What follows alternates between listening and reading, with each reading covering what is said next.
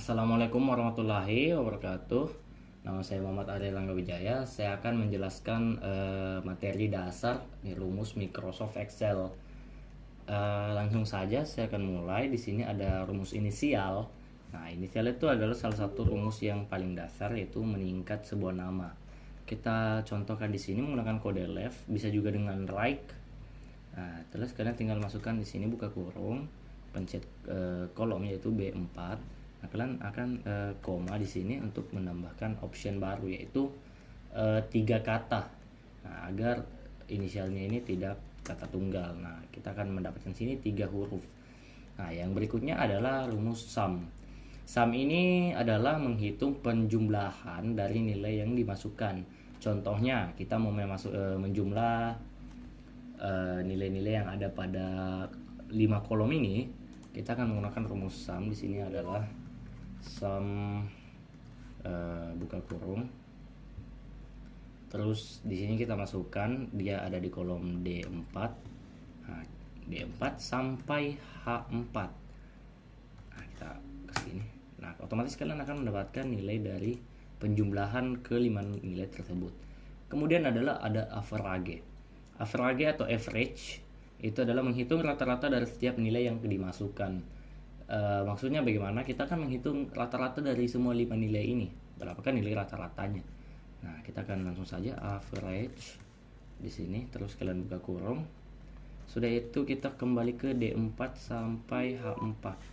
Nah, karena ini adalah data yang ingin kita cari. Nah, average D4 sampai H4. Nah, ini ada double sini. Nah, langsung saja kita menemukan rata-rata dari average ini, yaitu 83,6.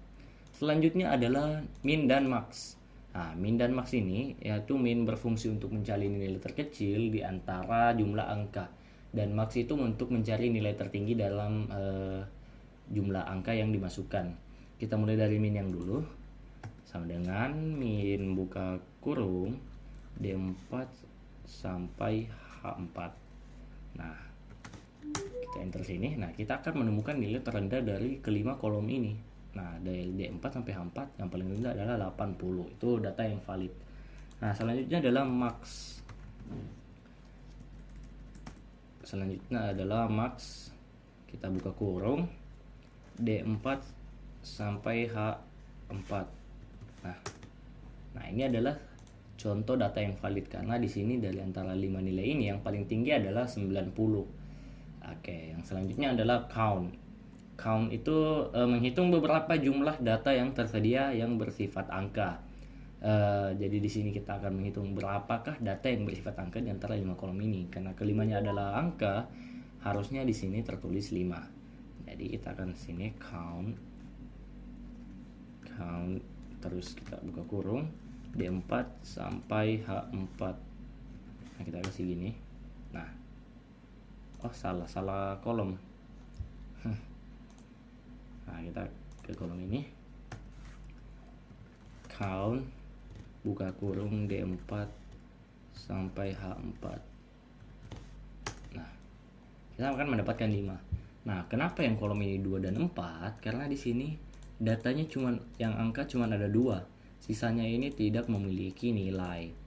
Nah, yang begitu juga dengan yang 4, hanya 4 yang memiliki nilai di sini. Satu kolom ini tidak memiliki nilai, jadi dia terhitung 4. Oke, selanjutnya adalah if. If ada 3 macam. If normal yaitu menentukan satu dari 2 pilihan sesuai dengan jumlah data yang dimasukkan. Maksudnya seperti apa? Kita ingin mengetahui apakah nilainya tuntas atau tidak tuntas. Ya, itu adalah 2 pilihan. Caranya itu seperti if buka kurung, terus kita akan mengambil nilai tertinggi saja, yaitu max ini 90. Jadi dia ada di L4, lebih besar sama dengan dari nilai KKM itu ada di B13. Nah, di B13 ini kita kunci B, kita kunci lagi 13. Mengapa dikunci? Agar kalau kita geser ke bawah, dia itu nggak berubah nilai dari yang ini ya, tetap terkunci di kolom ini. Nah, kita akan di sini masukkan koma, petik tuntas, petik koma petik tidak tuntas. Nah, kita petik lagi terus tutup kurung. Nah, itu langsung masuk bahwa datanya adalah data yang valid, yaitu tuntas. Karena max ini 90 lebih besar dari KKM itu. Jadi dia dinyatakan tuntas. Kemudian adalah if ganda. If ganda ini kayak kalian membuat fungsi if ya, lebih efisien dengan melakukan banyak fungsi if dalam satu program. Maksudnya bagaimana? Nah, ini kan cuman dapat satu kolom buat if-nya ini. Jadi kalau untuk if ganda itu kalian bisa melakukan persamaan ininya dengan satu kategori.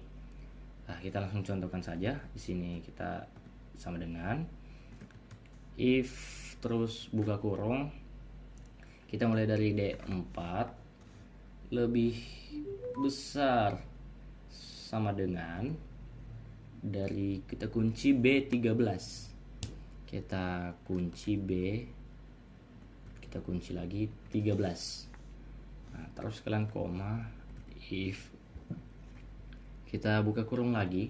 Nah, ini if ganda karena if-nya terpakai 2 kali. Tapi kita sekarang untuk contoh saja kita pakai sebanyak 3 kali saja ya. F, kita mulai dari E4 lagi. Nah, nilai kedua yang kita ingin masukkan, kan ini nilai pertama dan sekarang ini adalah nilai kedua. Oke, jadi sini E4 lebih besar sama dengan dari kunci B kunci 13. Nah, yang terakhir lagi if buka kurung lagi F4 lebih besar sama dengan daripada kunci B kunci 13. Kunci B kunci 13 itu maksudnya kita mengunci kolom yang ada, itu kolom B13. Nah, kita sudah mengunci. Sekarang tinggal kalian koma di sini, koma, terus kalian petik tuntas. Kita petik lagi, kita petik koma petik tidak tuntas. Oke, kita petik lagi. Nah, ini tutup kurungnya ada 2 karena kita memiliki tambahan 2 tutup kurung di sebelah sini. Ini yang pertama dan ini yang kedua.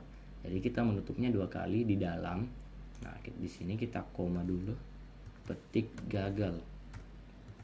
Nah, ini adalah penutup terakhir yang sama dengan awalan ya. Dan tinggal enter, nah dia kan langsung berhasil. Nah, di sini kita lihat fungsinya berhasil tuntas karena ketiga nilai tersebut itu bisa mencukupi nilai KKM. Nah, yang selanjutnya adalah if bertingkat. If bertingkat ini contohnya kita mengambil ini lagi max 90. Nah, 90 ini ada di kategori B 91, 81, 90. Tapi bagaimana cara kita mengotomatiskan fungsi tersebut? Dengan cara fungsi if buka kurung L4. Nah, nilai max L4 lebih besar dari 91,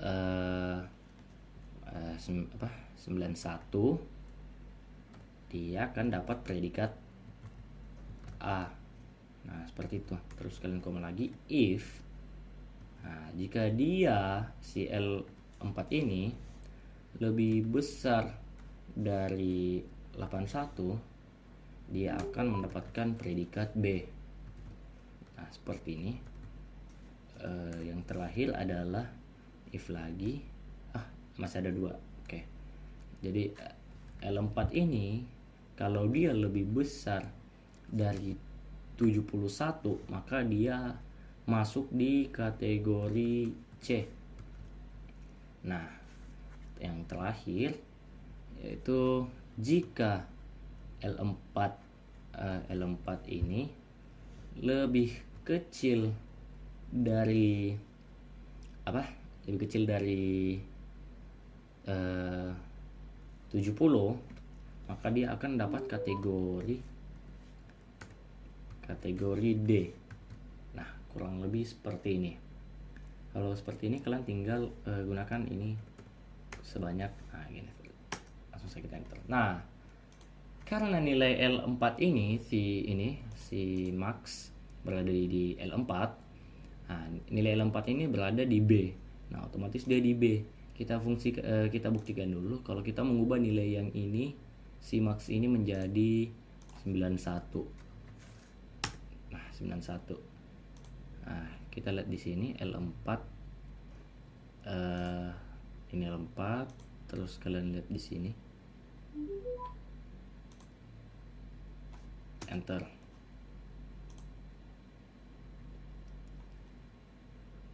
Nah, ini oke, kita 90 aja. Oh, ini bukan sama dengan, guys. Nah, kita buktikan dulu ya. Apakah sebenarnya L4 ini lebih dari 91, maka dia akan mendapatkan nilai A.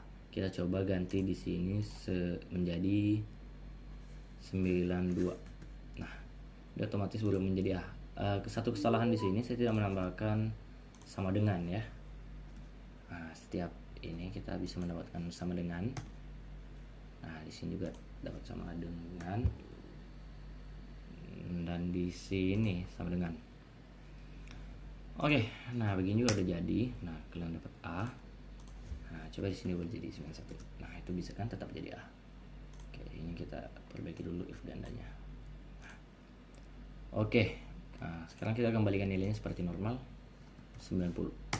Nah, dia akan kembali menjadi B. Oke, kita ke materi yang kedua karena materi yang ini sudah selesai. Materi kedua yaitu konta dan kontif. Nah, di sini sudah ada tabel yang saya siapkan untuk penghitungan data. Di tabel ini kita memiliki 3 rumus yaitu count, konta, dan kontif. Penjelasannya untuk count dulu ya, yaitu menghitung data yang sifatnya angka yang udah ada tadi di praktik 1. Nah, yang bersifat angka di sini ada yang ini. Kita ingin menghitung banyaknya server, banyak server dari jumlah game. Oke, nah di sini kan ada jumlah server masing-masing game. Nah, kita coba menghitung berapa banyak server ini. Nah, kita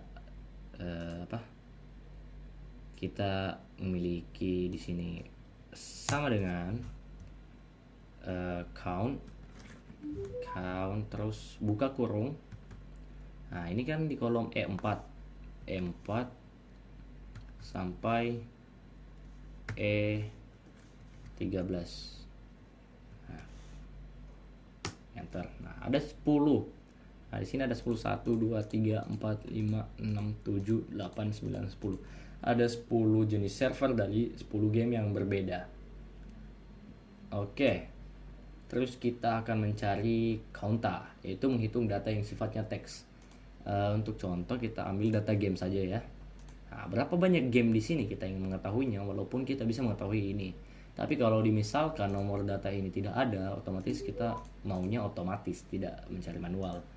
Jadi kita contohkan di sini, kita menggunakan counta sini, terus dia ada di kolom B4 sampai B13. Nah, oke, di sini sudah jelas ya 10 game. Ada 10 jenis game yang ada di kolom tersebut. Nah, untuk kontif sendiri menghitung data dengan kategori tertentu. Maksudnya kategori di sini contohnya kita mau cari kategori komputer. Berapa banyak komputer yang ada di minimum device data yang ini. Nah, kita mencari berapa banyak game yang dapat dimainkan dengan device minimum komputer. Kita cari sini countif. Terus kita sini dari kolom D4 sampai D13 itu kalian koma di sini, terus petik komputer. Nah, kita petik lagi dan tutup kurung. Nah, di sini langsung tertera 4 komputer, 1 2 3 dan 4 komputer. Datanya valid ya. Nah, kita lanjut lagi ke countif. Nah, countif countif. Nah, di sini kita kembali lagi D4 sampai D13. Oke, dan kriteria sekarang itu handphone ya.